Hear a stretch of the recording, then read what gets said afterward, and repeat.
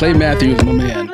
I am shocked that you're here sitting here with me, but I'm excited because your story and what you've done and your career and the family you come from, excited to kind of dig into that and talk about the different intangibles that make you who you are. I don't know where I want to really start with you yet because there's so much, but welcome to the podcast. I appreciate it. Thanks for having me on. Yeah. So, Clay, dude, when I really look at your history of the family you come from and the things that you have done in your career, I mean, tell me about, you got your dad, your uncle, then you got cousins, they all play in the league. I mean, how was that growing up in a family just with so much competitive nature, talent?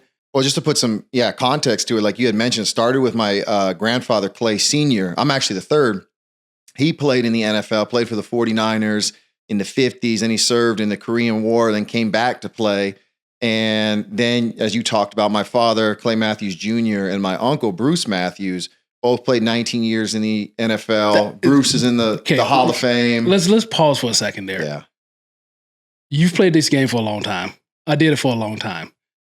19 years as an offensive lineman and 19 years as a linebacker. Yeah. Like two difficult positions to do it for that long. Yeah. I mean, so I didn't appreciate it growing up because I'm assuming like your kids are like my kids growing up. That's just what dad did. You know, there's nothing different until they get older. And if they're fortunate enough to kind of follow in our footsteps and see what it was like. And that was no different from me.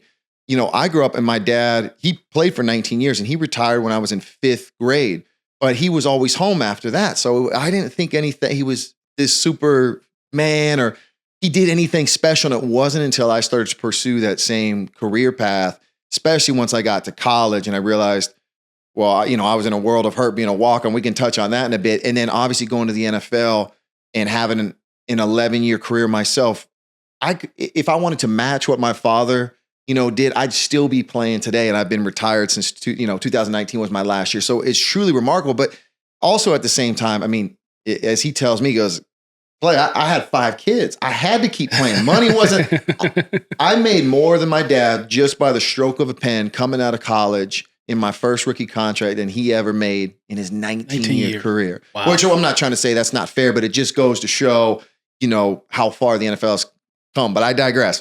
So getting back to my family, talked about my father, uncle playing at a high level.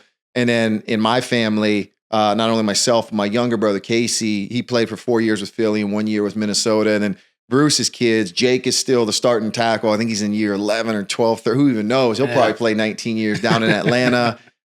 Kevin played for the Titans for a while. I think my other cousin, Mike, was with the Steelers for a minute. I want to say there was about 9 of us in the NFL, which if you're just playing the odds is truly remarkable. So unbelievable.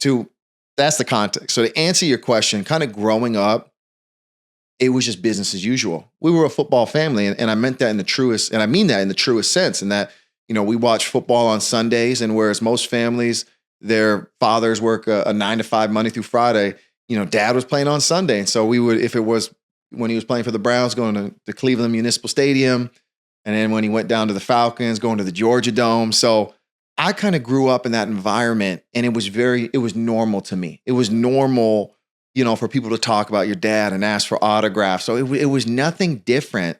And I think ultimately growing up in that environment, this sports background, this football environment, which has led us to obviously, you know, choose that career path. And, you know, for me, I believe that for the most part, a son's biggest role model is their father. So I want to be just like my dad.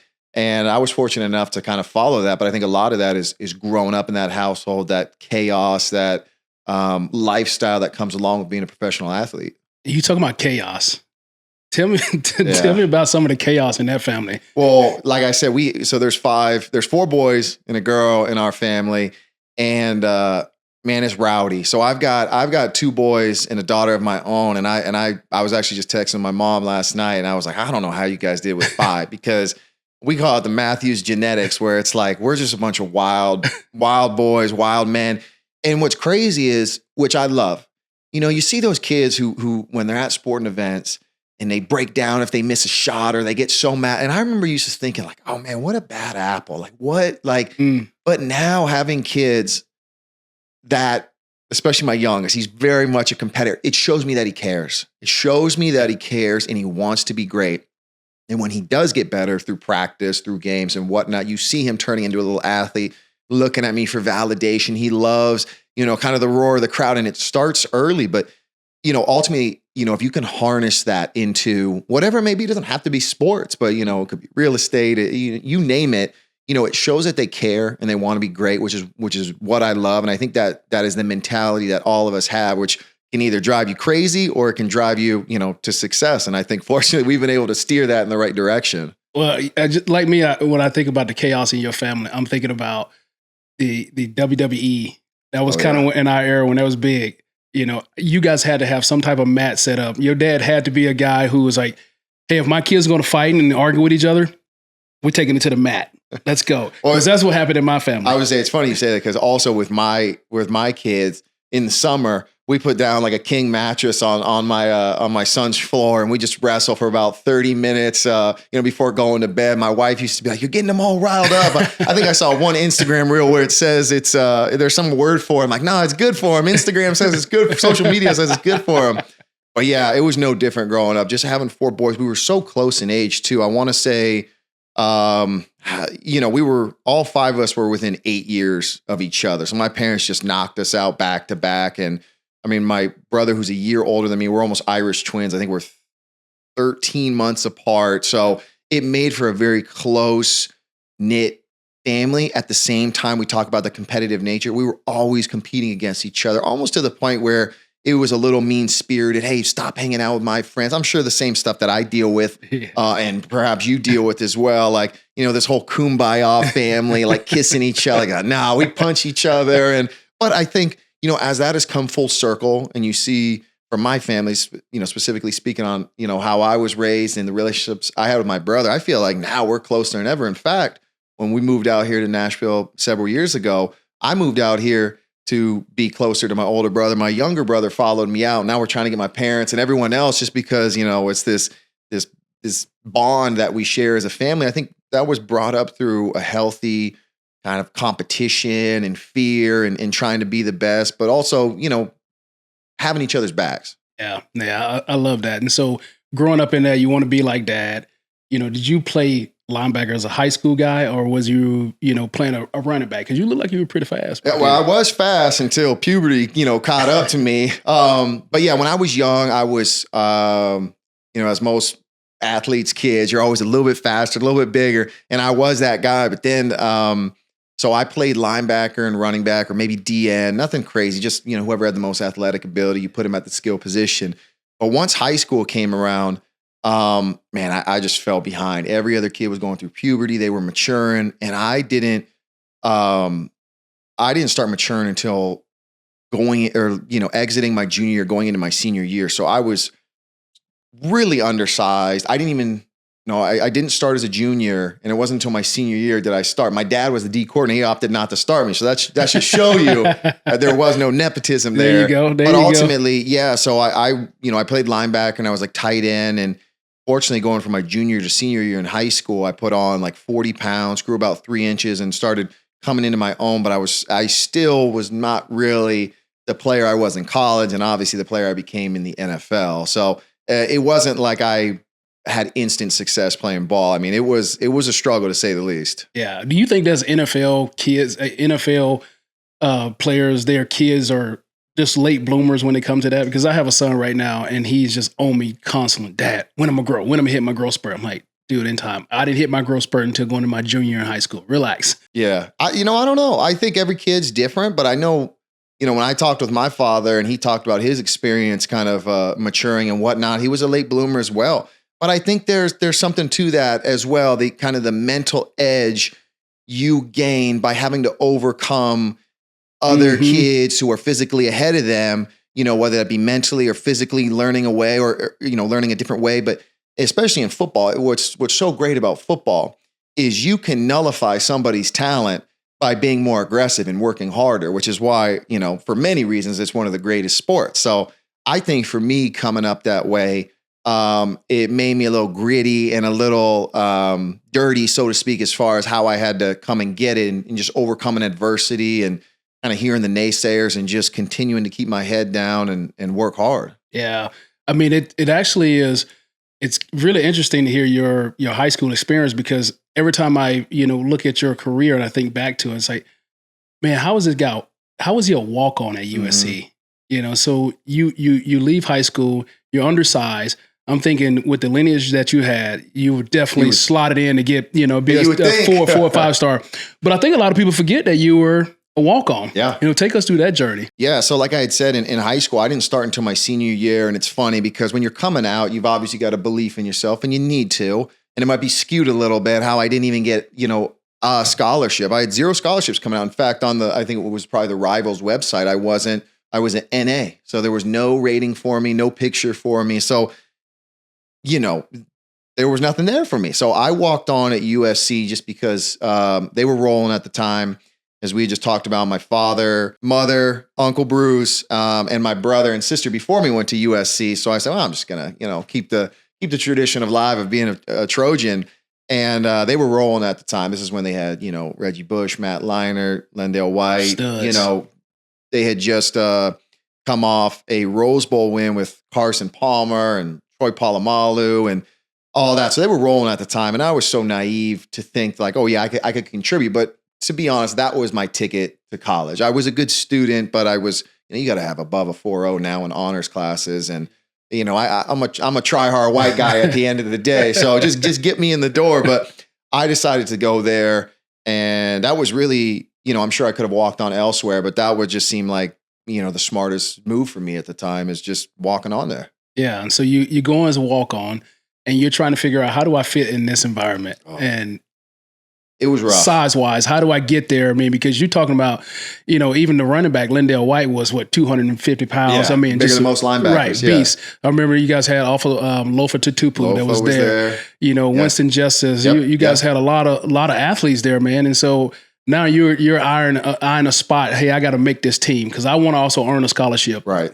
See, I wasn't even thinking about that at the time. My head was spinning because I went down there and I wasn't a partier by any means. So, well, first of all, let me take a step back. So with college athletics, it's very cliquey. If you're a 4 or 5 star recruit, you're coming in, you're kind of the big man on campus, and everybody knows who you are and where you fit. When you're a walk-on, there is a negative connotation for walk-ons. And listen, I can't argue against it. There's walk-ons that come in here and grind, but for the most part, they're usually frat bros, who just want to party and be a part of the team. But I was like, man, I hated the term walk-on. I embrace it now because of, I feel like it's a mentality more than anything, but I embrace it now. But getting there, it's like, I didn't fit in with those guys because why would they want anything to do with this bum? And at the same token, I didn't party. I didn't drink. I wasn't a part of that scene. So I wasn't part of the Greek side. So I was just kind of floating.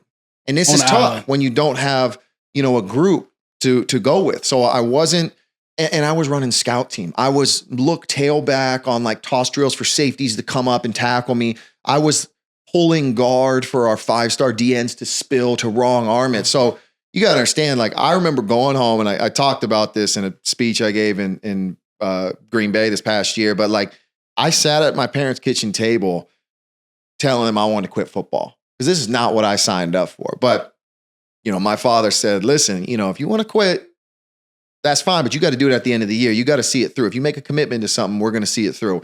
And ultimately I saw it through, the clouds, separated and whatnot. And there was some light at the end of the tunnel. And then I kind of found my niche playing on scout team and whatnot. And then rolling into my second year, I'm forever grateful because Todd McNair, who's a former running back in the NFL, but also a special teams ace, he played with my uncle in Houston.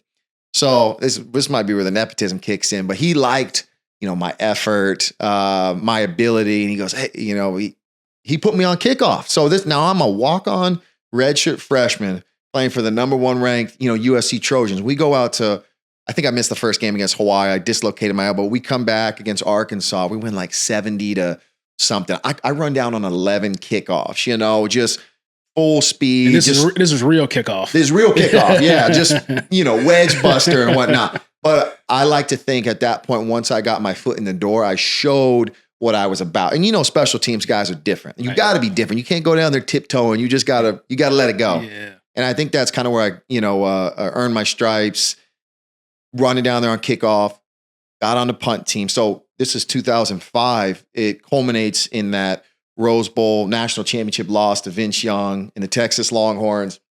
But I was on kickoff and punt team at the time as a walk-on redshirt freshman. So, progressed through my collegiate career. The next year I'm on all 4 special teams and I play some garbage time at linebacker when we're up 50-0, whatever it is. But I end up earning special teams player of the year, 2006, 2007, getting a little more burn as a linebacker. But I'm still playing behind guys like Ray Malaluga. You mentioned Lofa Tupa, Ray Malaluga, Brian Cushing, Kaluka Mayava, all guys who I'm still great friends with today, but guys who were drafting NFL and had great careers.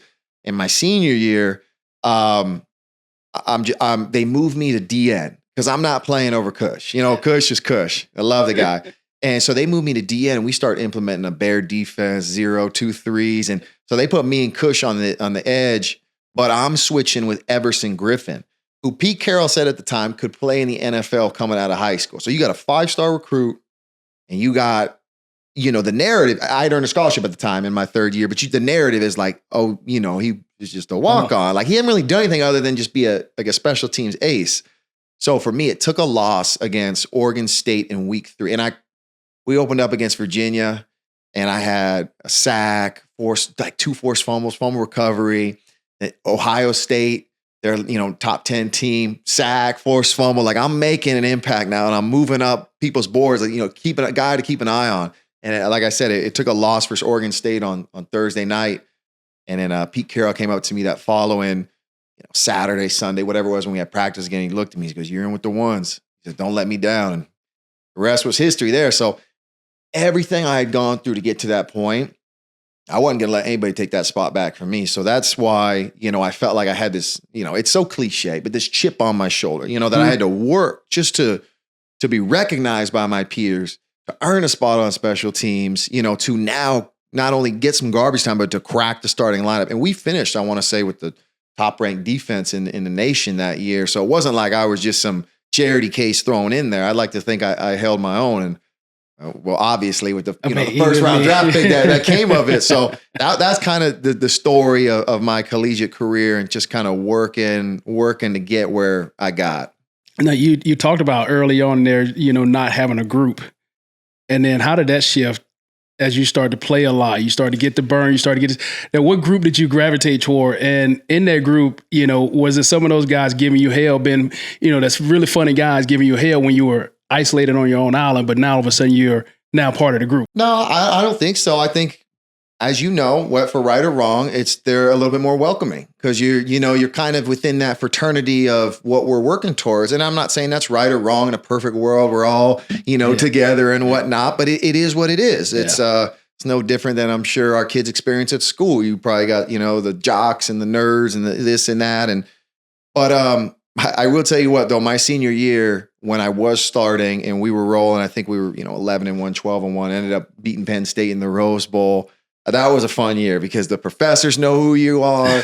The people on campus know who you are. This is kind of fun. I get why people are staying in college a lot longer nowadays. But no, it was a fun time just because of, I hate to call it the struggle, but just the adversity I had to overcome to get to that point. And for me, it wasn't like, I can exhale and, I've arrived. It was like, okay, I got to fend off these people, but show them I deserve. So I felt like I was under even more scrutiny and pressure to perform. But I loved it though. I loved it because I had worked so hard for it. I felt like I deserved it and I felt like I wanted to continue to ascend. Yeah. And because you're a walk-on, they're always looking to replace you with another 4 or 5 star. Did you have anybody to come in early on to challenge you once you kind of got that spot? Well, once I knew I wasn't going to start my senior year, they moved me to DN, and I was coming in like every other third down or something like that to rush. And so Everson was there. So you kind of just, you have to accept it, especially at this point in college athletics of just, you fit where you fit, especially on USC. There's a way in which you go about it, and you're not going to remove a 5-star recruit who's playing in front of you. So for me, once I got that, it was a couple games into the season and they threw me in the lineup, I was like, oh, we're good. I just got to keep doing my thing, which has been ascending upwards, and we should be all right. Yeah. And now you're ascending, draft day is on. And all this hard work that you put in there, did your mindset shift from, hey, I'm going into college as a walk-on to now, and I got to earn and work my way through it to get a spot to, hey, I'm being drafted. I'm supposed to be a first round draft pick. So I didn't know what to expect come draft day, but I also want to add some context to that because going into my 5th year at USC, I told my younger brother, I said, man, I just hope, this is what I said before that season started. I said, I hope that I can be like a late rounder, 7th rounder, a free agent. I said, I'll most likely get cut, but I said, hopefully I'll get enough money to restore a classic car. That's what I told him. That was my dream at the time.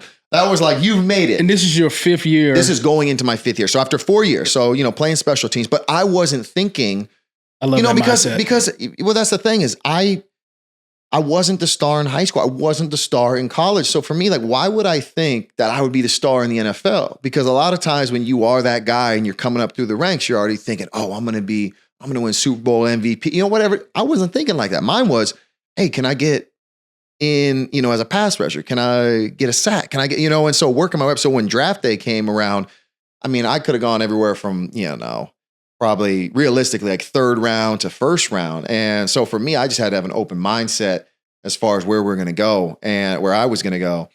And so when it came down to it, I think there was 5 outside linebackers drafted before me. Cush being one of them, and he deserved it based on his, what he was able to do in college, stud. But yeah, Seattle had, forget his name, Aaron Curry, maybe. Curry, yeah, from Buffalo. No, he was out of Wake Forest. Wake Forest, and he dominated the combine. There was somebody for the Chargers. I already forget now, but there were several in front of me, and so the 26th pick was on the clock, and it was the New England Patriots, and. Funny story. My dad, the defensive coordinator, I believe, head coach for the Cleveland Browns was Bill Belichick when my dad was there for a few years. And I think Teddy Bruschi and Junior Seau, they needed to get younger at pass rusher. Like, oh, there's a natural fit. We're going to New England and there's only so much time on the clock. And I get, phone call 920 number. And mind you, Green Bay drafted 9th overall, BJ Raji.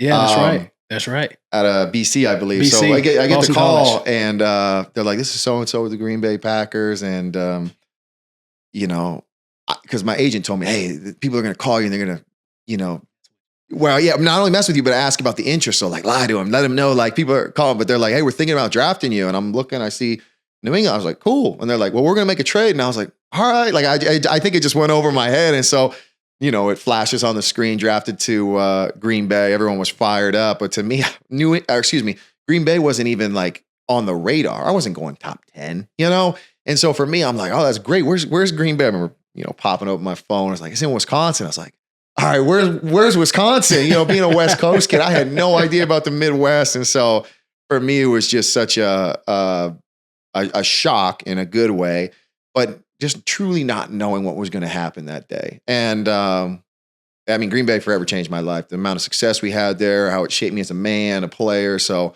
forever grateful for that organization and what it means to me still. Dude, I just realized I didn't know this, but we have another thing in common. 1st round, 26th pick overall. 26. What year were you? 2005. Okay. Yeah. Yeah, I was 2009. Yeah, it's a good number. Yeah, it's a good number. Yeah. And the same thing, I can't remember who was on the clock at that time, but Seattle had traded back to get to the 26th pick. And I'm thinking like, there's no way that I'm going to Seattle. And all of a sudden I get a call from Mike Holmgren, and here I am going to Seattle, and I'm on the same thing on the phone looking like, where is Seattle? Where is that? You're from the South. I'm from Mississippi. Seattle's up there. You're down there to sip. Yeah. Where is that? And so again, changed my life. And so I resonate with that story a lot. Yeah. So now you end up in Green Bay. Yeah. Your career starting. You've been trained by a Pro Bowl linebacker as a linebacker coach.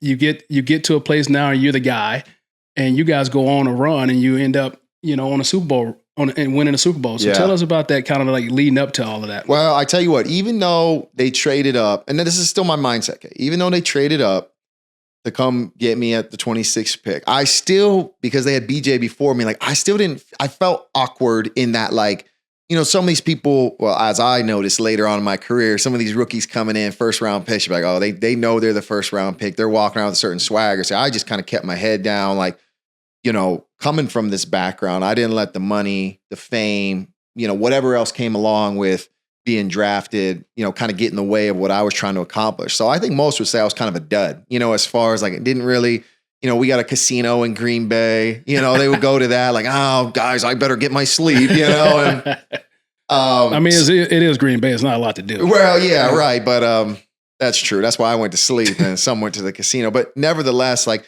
I kind of felt uncomfortable, you know, that I was that guy. And I remember coming there in OTAs, and the guys in front of me were Aaron Campman, who was a Pro Bowl DN. Yep. He was on the other side. We were switching from a 4-3 to a 3-4. There was another guy, Jeremy Thompson. He might have been from Wake Forest. But man, he looked like Xerxes. And I remember calling home to my dad, and I was like, I don't even know why they drafted me. I said, I can't play in front of these guys. Well, I remember calling home to my dad 3 days into training camp, and I said, all right, now I know why they drafted me. So, you know, it was just much like anything else. I kind of kept my head down. I made sure I knew my plays. I made sure I wasn't a liability. I ran with the 2s at first. And then I remember getting in with the 1s, and it was so much easier because I had Charles Woodson behind me, Al Harris making calls. And I go, oh, they're making me better because they know, you know, when you're with the 2s, there's a little, you know, you don't want to make the wrong call. But with the 1s, it's like there's a certain like, nah, we got this. And so that kind of elevated my game, you know, playing with them. And then naturally I started as a third down, coming in on nickel and dime downs. And I want to say it was week 4, week 5, something. I cracked the starting lineup, 2 sacks against Detroit, and kind of cemented myself as like, all right, I think I fit here. So it was a pretty natural progression. I didn't feel like there was this, you know, crazy amount of pressure or whatnot on me because I just kind of went into it just like, we'll figure it out. You know, I'm sure management was up there like, shoot, we gave up a lot. You know, they gave up 3 picks, I think 2 seconds and a third to come get me. But I was still naive and thinking like, well, you know, just do your thing. Do your thing. You'll be all right. Hey, they saw it. They saw it in you. Yeah, they saw it it in you. They must have. Yeah, absolutely.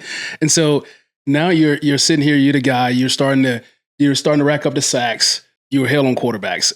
And personally, I know because I played against you and I watched what you do in some games. I'm just like, I was also glad that I wasn't out there on the edge having to block you every single play.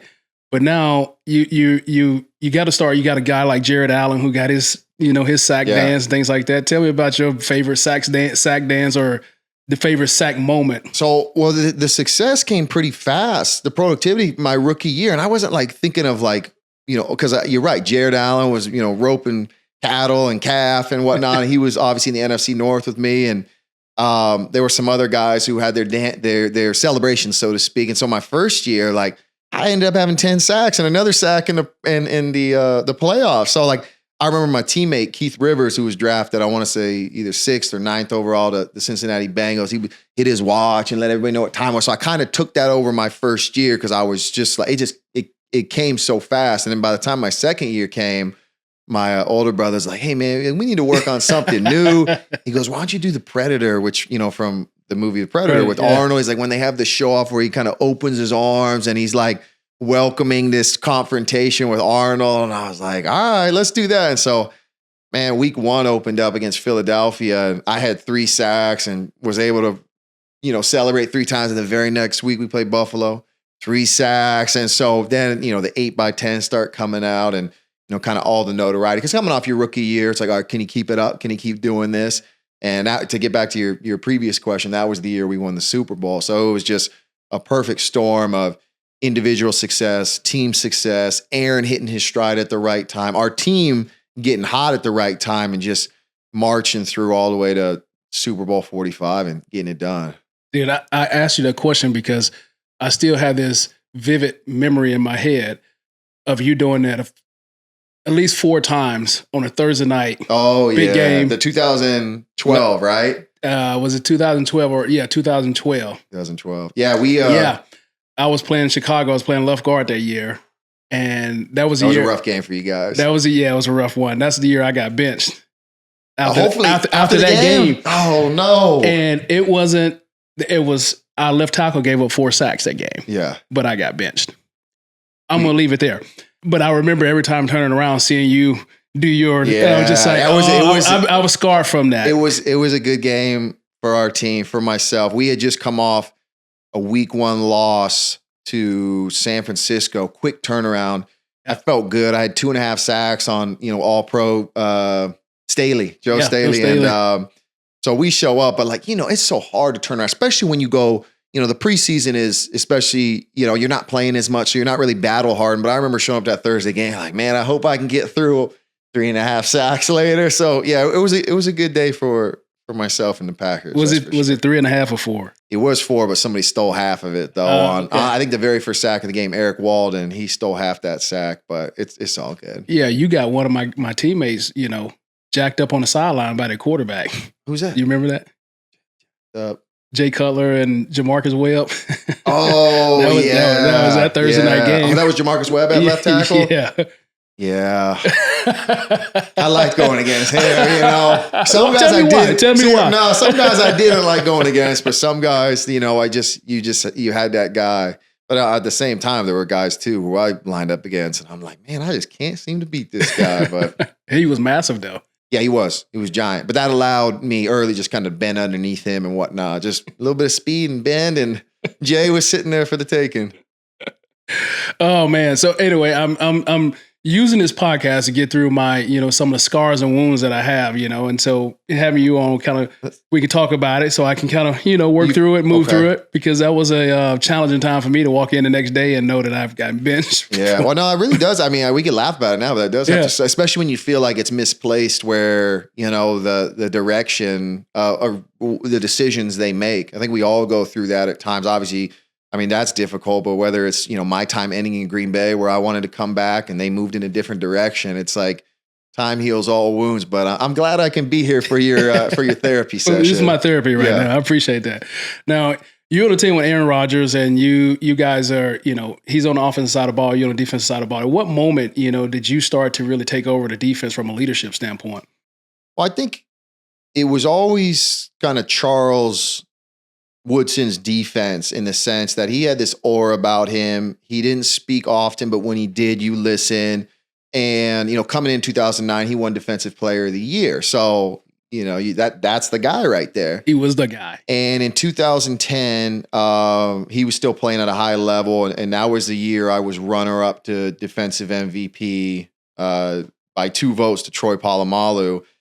But kind of right around that time, I'm not going to say I took over, but you had the guy in the back end, Charles, who could do it all, play safety, corner, slot, blitz off the edge, which is, historically, when you look at our defensive coordinator, Dom Capers, what he was able to do with Kevin Green, Lamar Latham, Rod Woodson. I mean, he had guys winning defensive MVP at both pass rusher and defensive back. So I needed to win that one for him, came up short. But so I don't think it was either of our defense per se. It was the unit, because 2009, I'm not sure what our ranking was, but 2010, when we did play in the Super Bowl against Pittsburgh was 1, Green Bay was 2.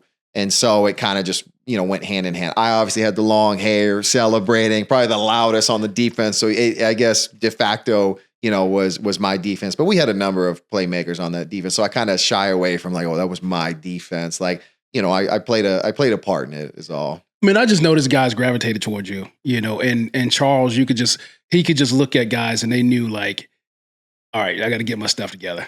Well, people gravitate towards leaders, and what defines a leader in the NFL is not your words, but your actions and what are the plays you're making. So if you're out there like Charles, interception, sacks, forced fumbles, like I want to be like him or me, you're ripping off sacks and celebrating and, the cameras are coming to you. Like, how do I get like him? And I think that was, sometimes it's misplaced as far as when you look at somebody, there's a jealousy factor of what they have. And I think what's healthy is wanting to achieve that. I remember asking, obviously I don't remember well. I want to say I asked Aaron or Charles if I could see their paycheck as a rookie. And I mean, it was either 6 or 7 figures. And I was so fired up. I wasn't jealous of him. Obviously we all have this this ego but I was so fired up that if you can work hard, you can earn that, financial reward amongst everything else that comes with it. So I went off on a tangent here, but as far as leaders are concerned, you make plays and I think the success comes from people wearing your jerseys, the fact that endorsements come your way, you see yourself on national television, you continue to back it up. And I think ultimately that's, what I define success as opposed to, Vegas, girls, nightclubs, drinking. I was a square, but I felt like I had my head down and I knew what I wanted to accomplish and I wanted to be great. I remember a story you're talking about seeing a veteran guy's check. Walter Jones was, our left tackle, and I went to his truck. He said, "Hey, can you go get this out of my truck for me, Rook?" So I go out of his truck and I'm looking for something, whatever he's got me looking for, and then I find his check. Don't mind if I do. Yeah. And I'm looking at it, I'm like, wait a minute, this check was dated last year. And it's the biggest check that I've seen. Is it? Did he deposit fortunately? It was a real check. Oh. And it was just stuffed down on the side of the seat. And I take it in. I'm like, hey, Walt, man. But I got so motivated. Same thing. Yeah. Like I get excited because I'm like, oh man, I can achieve that. You just hope you can, others have that similar mindset. I remember when I went to Green Bay, they asked me if I wanted to help out with some little kids charity. Some said, we'll give you $500. I was fired up. I got $500. I remember calling home, Mom, I got $500 for 2 hours of my time. Like obviously in hindsight, you're like, wait a second. But I felt like I had a healthy mindset because of my upbringing, because of my story, because of what I had to go through. To me, I felt like it was the intangibles that we talk about. Not just like, okay, what's his 40 time? What's this and that? It was like, no, man, you could just tell he wants to be great. And I always felt like when they drafted me and traded up, like, all right, well, you got to do this now. You got to back him up. Yeah. Yeah.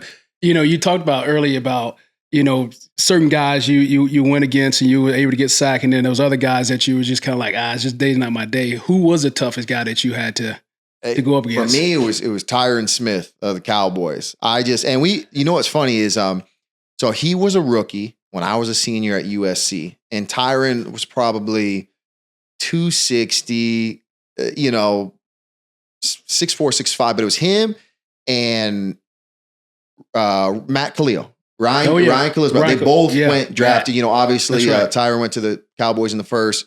I'm mixing Matt and Ryan Khalil, but Matt went to Minnesota, first round pick, high. So those were the scout team tackles. Carolina.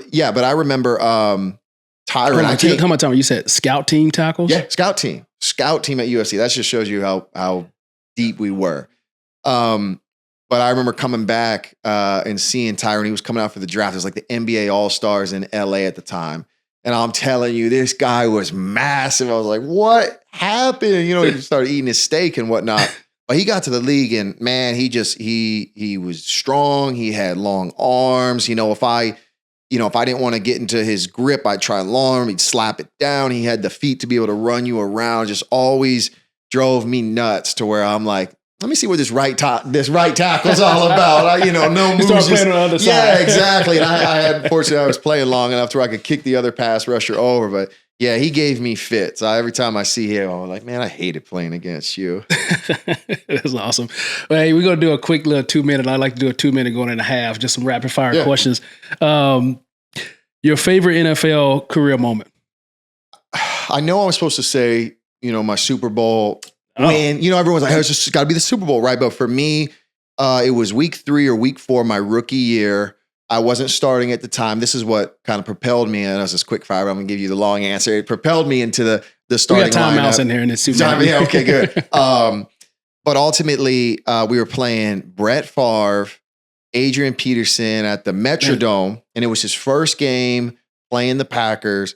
And Adrian Peterson was Adrian Peterson. I think he was his entire career. But I was able to strip the ball out of like AP's hands, take it, run like 40-some yards to the house, and I just chucked it up in the stands like a boss. And that was kind of my like welcome to the NFL moment. I just remember running for that touchdown and feeling like I was on air. Like just the the adrenaline, the cortisol, the anxiety, whatever it was like up here. Like I was a little kid, like no one was going to catch me. So that was probably, that's my favorite moment. You know, I know Super Bowl, like team moment, but that moment right there was like, this is fun. I want to do this for a living. That's dope. Most intimidating stadium you played in? Probably Seattle. Yeah, that's what I'm talking about. Yeah, Go Hawks, here we go. I remember when it was one of these games. I'm not sure what year it was, whether we won or lost. I don't think we had much success up there, but I remember being on the plane and my ears were still ringing from the 12th man, and that had never happened anywhere else. And of course, naturally, I'm like, this can't be good for my future hearing, because when the stadium is built and the fans are so inebriated that they can, I mean, you don't know what's going on, but yeah, probably most intimidating is them. Okay. Well, go Hawks. Funniest Mike McCarthy and Aaron Rodgers story.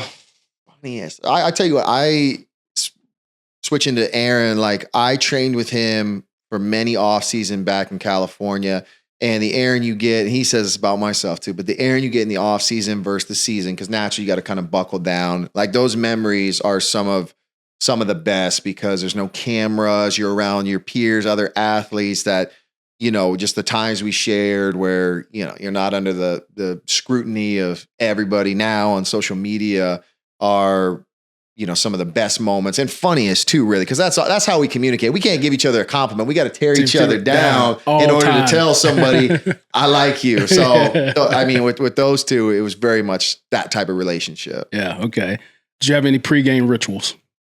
No real rituals other than I never wanted to have an excuse as to why maybe I didn't play well or got injured. So I tried to have the same routine every game, what time I showed up to the stadium, the order of, you know, socks, shoes, tape, hot tub, you know, whatever it may be. Like I didn't want to allow anything to creep into my mind that would be like, this is why you didn't perform. So if I did the film study, if I did all that, then it was just, well, you know, you win some, you lose some. Yeah. Last question. Toughest quarterback to sack?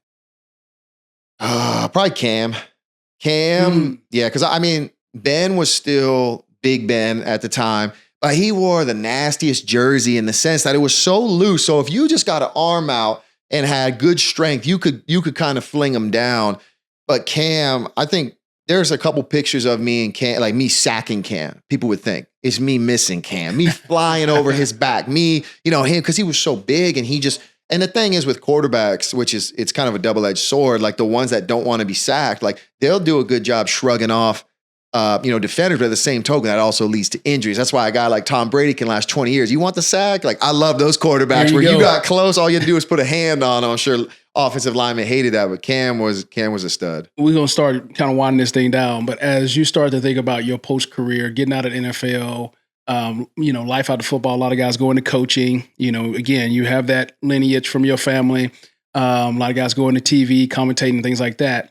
You know, what were you thinking about as you start to make that transition out of the league? Well, I think what was interesting for me is not only, I mean, I've touched on this many times in this interview, is growing up in a football family and seeing how my dad got out of football, and truly he was at peace with his career. So I always heard this. He'd always say like, I'm at peace with my career. You know, I'm at peace with my career. So I felt like that always, to me, like I'm at peace with my career. Do I feel like I could have played longer? Yes. Are there things I wish I could have done differently? Of course. Like I'm not gonna sit here and say there aren't regrets or things you want to do differently, but I'm at peace with my career.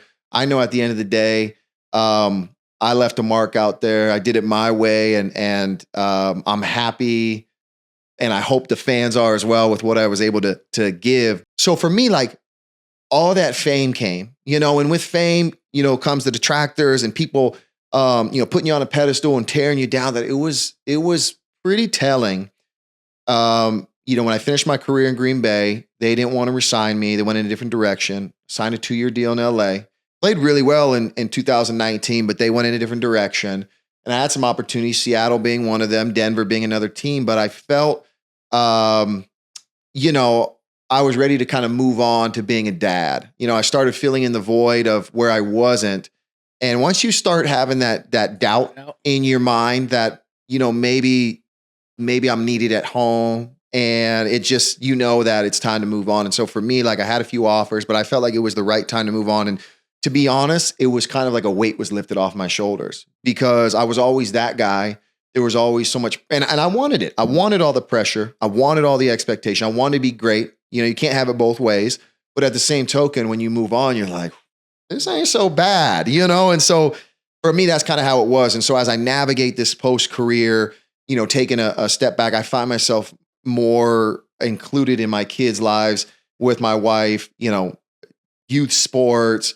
Shoot, I'm doing, we're learning about units of measurement in third grade math yesterday with my son and working on reading with my daughter. So I find myself busier than ever with that. And then you and I share a common interest in working the land, so to speak. So we both got some property. I don't know if your viewers know, but we text each other and about the trees we're planting and the crops and the wildlife and whatnot. And that really has filled my void. I think mentally, psychologically, just keeping me, physically active and whatnot. So that's really been a godsend, so to speak, just giving me something to work towards. But we'll see what the future holds. I think much like when my dad retired and went into almost full-time coaching with the kids, I can see myself, with so much knowledge of this game and in life in general, just trying to impart that on others, whether it's helping out in youth sports or, being involved with their schoolwork. But I kind of just go where I'm needed, where I'm wanted. Well, I know every time I call you out there on the farm, because it takes you probably about 5 hours to get back to me. I know you plant some trees or stocking the ponds, all kinds of stuff. I will tell you, I forgot to call you and let you know that the trees that I got from you. Yeah, the pears, how'd they do? I didn't end up getting them planted. Oh, did they die? I got so busy that I thought I had them set up right to maintain them. Yeah. And I didn't. They died on me. All right, well, hey, there's no refunds for that. I'm sorry, you understand. Well, you knew where I was going. I was going to say, do I get a refund on those? All right, we can talk. I'll get you some more trees. All right. All right. So you transition now. You're farming. You with your kids. Do you get that itch, that burn to kind of really get back into stuff, whether it's coaching or from not just from a youth level, but at the highest level, being that you played at such a high level. Well, what's interesting, and I'm sure you experienced this as well, is I found that I was most knowledgeable of the game as soon as they're kicking you out of the league. At the end. I felt like I was on another level in year 11. And, can your body keep up with that? Usually not. So for me, last year was the first year that I was involved in youth sports with my son, who was 5 at the time, playing flag football. And it sounds ridiculous, but we won our first game like 34-31. Someone scored at the end with like 10 seconds left, and I was fired up. It was the first time I had that competitive juices nature since playing football. And I said, this is why people get into coaching, because if they can't physically do it anymore, this is how you're a part of the team, so to speak. So I'm as involved as ever with the kids, despite them, only being 5, 6, 8, 10, whatever it may be, because I want to challenge these kids. I want them, this isn't just babysitting daycare. I want them to learn something, because I think team sports are invaluable for, everything that is taught, from winning together, losing together, dealing with anxiety, stress, emotion. So I think it's phenomenal. But to your point about, coaching at the highest level, Chris Shula was the outside linebackers coach for the LA Rams when I was there. We were both 33 at the time. We were peers and very much respected him. He comes from the Shula pipeline. And he just took over as D coordinator this last year for the Rams. And I texted him. I was like, hey, Chris, congratulations. I was like, hey, I said, if I was still living in LA, is that outside linebacker position open for a coach? He's like, let's go. And so, I do have those conversations with my wife, because I do feel like, obviously you don't know until you get into it, but I do have knowledge that I would love to impart on the youth, people who are willing and want to learn. But with my family, you recognize, our schedules are crazy as it is as a player, but the coaches are there before you. They're there after you. We always joke about them not liking their family or their wives and whatnot. But fortunately that I do love my wife. I love my kids, and I'm not sure at this point in my life I want to give that up. Now, if that means, later on down the road, I kind of put myself behind the 8 ball, that's okay, because I feel like family is most important to me right now. But yeah, I have had that itch, and it's hard when you're trying to convey this ultimate wisdom you have to, youth who can only pick up so much. But that's why, we continue to work with them in hopes that they pick up something here and there. Yeah. Now, talking about, you still watch a lot of ball? Is there a player right now, and whether it's college or pro, that you like, this guy can he got it. Yeah. Well, college is hard to follow now, especially like SC has fallen on some tough times. So it's hard to follow them when they're not. And you got to donate some money back to that NIL collective. Not What's like up? they're asking to. Listen, I was a walk-on. My daddy donated, 50, 60 grand a year for me to go there. Can they reimburse that? But yeah, no, you're right. That's a separate conversation. You can do a whole podcast on that. But I do watch the NFL. I find myself being a fan of playmakers, like Lamar Jackson is fun to watch. Specifically, asking me about pass rushers. Like Aiden Hutchinson's fun to watch for the Detroit Lions. They're a fun team to watch in general, just their whole mentality, but he's a stud. Obviously, TJ Watt, is a playmaker. Still doing it. Myles Garrett. Yeah. I mean, naturally I watch these pass rusher, Trey Hendrickson from the Bengals, if you don't wear gloves and there's no finger tape, you're a dog. And that's how I feel about anybody who does that is a dog. So those are some great guys that I love watching. But as a fan of the game now, I like watching just good ball. And, that's why I gravitate towards, obviously, you got the Chiefs and Philly playing the Super Bowl, but, Buffalo, Baltimore, just the good teams with good quarterbacks. Now, you look at, this whole NIL space, is there a piece of advice out there you can look back at your journey and what you've gone through to high school, to college, to the mindset that you had? Is there any kind of wisdom that you can instill into these young generation, and for parents also to hear, what are those intangibles that you really focus on and made you who you are? Yeah, well, this is a field that I'm going to be navigating soon as my kids come up, and if they do want to pursue collegiate sports, because what does that mean moving forward? I know you're closer to it than I am, but what made me the player and person I am today is the fact that I had to deal with all the adversity I had to deal with. You transfer, you sit out a year, and there's no guarantee that I was going to play somewhere else. So for me, I think that also builds character, resilience, all these intangibles we talk about and we know of. But now if you're just chasing the dollar, and I'm not saying it's the wrong thing to do, because if smart kids, smart families, if you can accrue hundreds of thousands, if not millions of dollars before you become a professional, because people aren't going to play as long as we do. Right. Or the average career Absolutely. is 3 years. Yeah. I mean, more people are out of the league than they do. You can play as long as we had. So we're fortunate in that regard, but it's tough. I don't know. To answer your question. I think everybody's just kind of like on a wait and see approach. Like I said, financially, the prudent thing to do is to kind of take that money and be smart about your NIL, but at the same time, I mean, are we building tough, resilient kids who, when they get to the NFL and they don't have the ability to leave because they don't like the situation, are they going to rise to the occasion, or are they going to falter? So I don't know, because I think this is so new. We're on a wait and see approach. But I speaking on my experience, I think there's something to be said about staying at one program and dealing with everything we had to deal with coming in as a freshman, kind of waiting your turn, learning the ropes, and then getting your opportunity to shine. But we don't see that anymore. I mean, in your story, there's so many intangibles that I can touch on. I mean, there's a lot.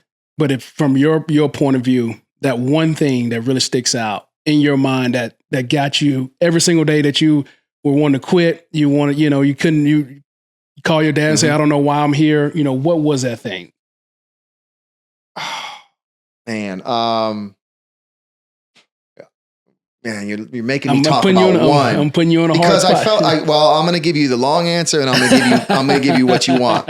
So for me, I didn't want to fail. I wanted to make my family proud. I wanted to be someone. I wanted to be something. I wanted to fit in. There was many reasons why, I chose what I did and didn't quit. But I feel like the thing that separates me, and the thing that separated me at the time, was mental toughness. I felt like I would outwork you. I was just in it for the long haul. It's funny because this is going to sound like I did pat myself on the back. I broke my jaw in 2019 when I was playing for the Rams. I was rolling. I had 6 sacks in 5 games, and then, break my jaw. So I got to get it wired shut. Team goes off to Atlanta. Then they go off to London. They have a bye week. So I'm pretty much on my own, and I'm still have my jaw wired shut. And I remember I was running gassers at the local high school, and I had to carry pliers with me just in case my heart rate got too high, vomit for whatever reason. And I remember calling home to my wife and just saying, like, I'm a dog. Like I'm built different. And I truly believe that. People laugh and they'll say, but you have to have a belief in yourself that you are different, that you will persevere, that you will overcome. And when you have belief in self and when you have belief in your drive and where you want to go and like whatever it may be, I think you will be great. It may not be a direct path to, instant fame or stardom or success, but I think if you have that resolve, you'll get there. So for me, toughness, mental toughness and fortitude to withstand the rigors of whatever it be, professional sports, we touched on real estate, whatever it may be, just to persevere. Well, I can validate you were a dog and you still are. And I can also validate not just a great football player, but even better off the field as a human. And so I've loved getting a chance to know you and I really appreciate what you stand for. And I really appreciate you coming on, telling your story so others can hear, so that we can then really impart on the other people why these intangibles are important, why it's important to work through resilience, coachability, character, and leadership, because it's not just about our athletic ability anymore. And as you said, you get to the end of the game and your mind is already there. And I think, but your body is left you. And so if we can start imparting this wisdom on kids earlier, because it's not something we focus on, it was just something who we were. That was part of our DNA. Now, if we can give this information to kids and parents to start working on this earlier, maybe before they kind of get to the tail end of their career, their mind is already caught up with them and their body can still do it. And so I really appreciate you jumping on and sharing your story. No, my pleasure. Enjoyed it, man. Thank you. Yeah.